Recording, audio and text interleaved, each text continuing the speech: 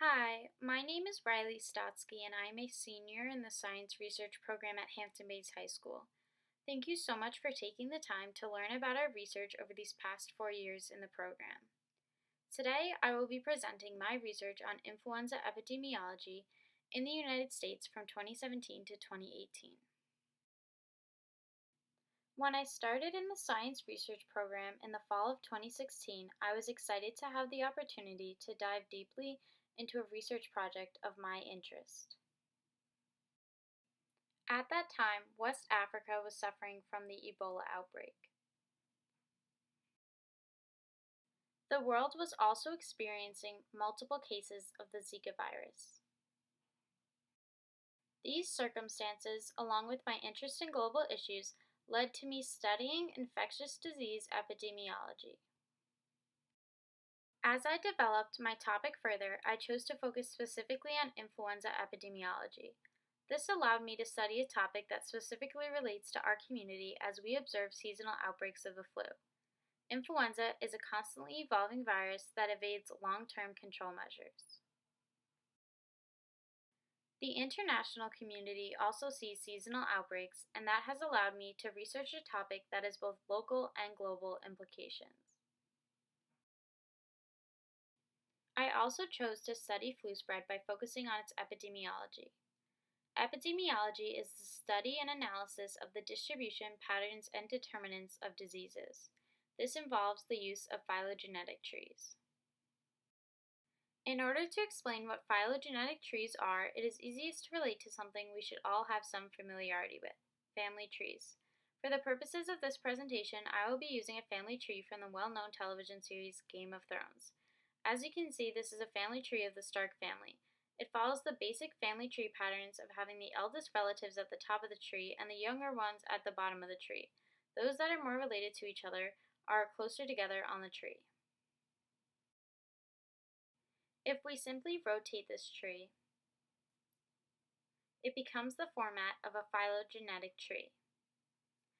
This is a sample of a phylogenetic tree in which strains A, B, C, D, and E are identified.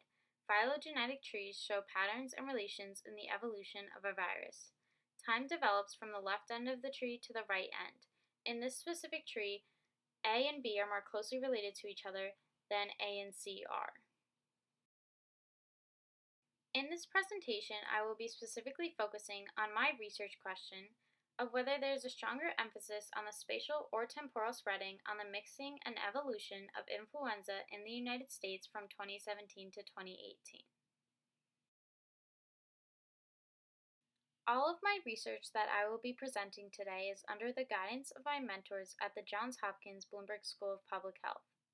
If that name sounds familiar, it is because they are currently leading coronavirus research and often referenced by many news outlets. In my sophomore year, I emailed Dr. Lesser, who is a professor of epidemiology at Johns Hopkins. He agreed to be my mentor after an in-person meeting at the Bloomberg School in the December of my sophomore year. Due to his busy schedule, I was also mentored by Dr. Chasen, who is a PhD student working with Dr. Lessler at the time. I corresponded with them by email and Skype conferences over these past 3 years. I have also had the ability to research with them at the Bloomberg School of Public Health in Baltimore in the summer after my sophomore year.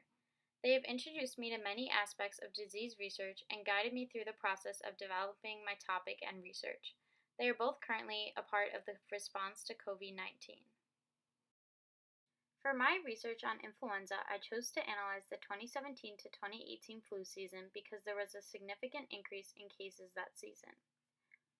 I also chose to study strains from the states of California, New York, Texas, and Michigan so that I could analyze the spread of the flu across the United States during that time period. I used the program GenBank to obtain publicly available influenza strains that I studied in the phylogenetic trees. I used the software Mega7 to form the phylogenetic trees and to align the DNA of each strain. I then used Figtree to analyze the trees I had made. Pictured here is one of the earlier trees I made in which I was specifically looking at the spread between California and New York. Using Fig Tree, I was able to color code the branches depending on where each strain was from, which allows me to study the spread more clearly.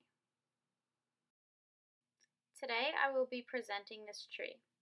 This tree involves 16 randomly chosen strains of influenza A H3N2 with 4 strains from each state: California, New York, Texas, and Michigan. This is the same tree color-coded by the state it was taken from. This is also the same tree, except it is color-coded by the month it was collected. In order to understand the first multicolored tree, we can focus on a specific section of the tree.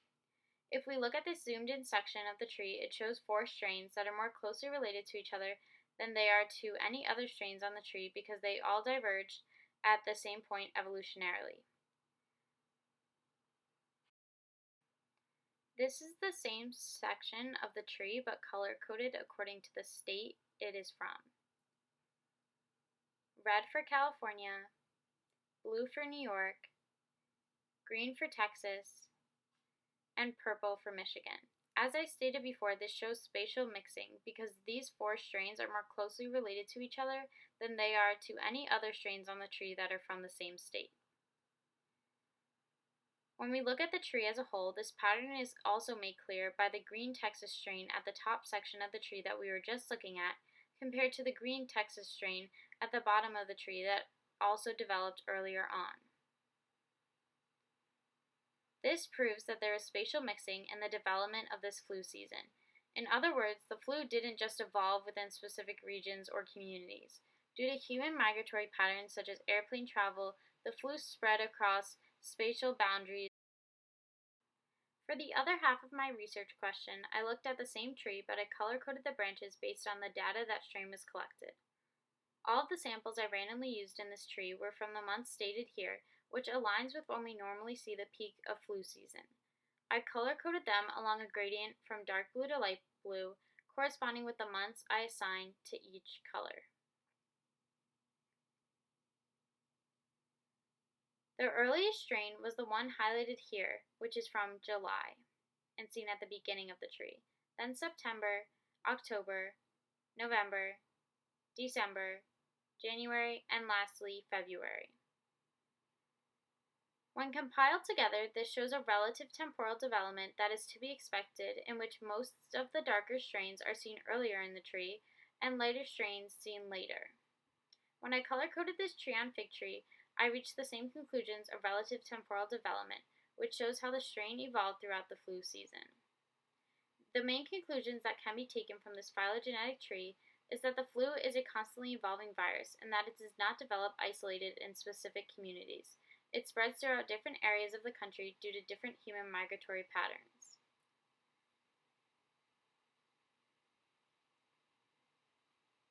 While I did not specifically study coronavirus in this research project, there are some mirroring results between the flu and COVID-19. As we saw with the phylogenetic trees, it evolves from different regions of the United States because of our travel patterns. This supports the social distancing policies that are being implemented in response to the COVID-19 pandemics our global community is currently dealing with. It is essential that we distance ourselves in order to slow the spread and give researchers the time they need to develop vaccines and other control measures. Furthering my education, I will be attending Clemson University next year. I will be majoring in political science with a mathematical focus. While I'm not going directly into the field of epidemiology, my involvement in this program has allowed me to further develop my interest because I was able to study the social implications flu spread has using mathematical models. I have also analyzed policy that was made in response to these global epidemics. I will also be a member of the National Scholars Program at Clemson this coming fall. I also have plans to continue my involvement in research by being a part of Dr. Fine's social media research team at Clemson. Dr. Fine is a political science professor at Clemson. The science research program has been one of the most formative things I've experienced in my high school career, and I would not be where I am today without the guidance of both my mentors, Dr. Lessler and Dr. Chasen at Johns Hopkins, and Dr. Forsberg, who has been an amazing mentor to me over these past 4 years. That has been my presentation on influenza epidemiology in the United States from 2017 to 2018. If you have any questions about my research, I will be happy to answer them at the end of this session.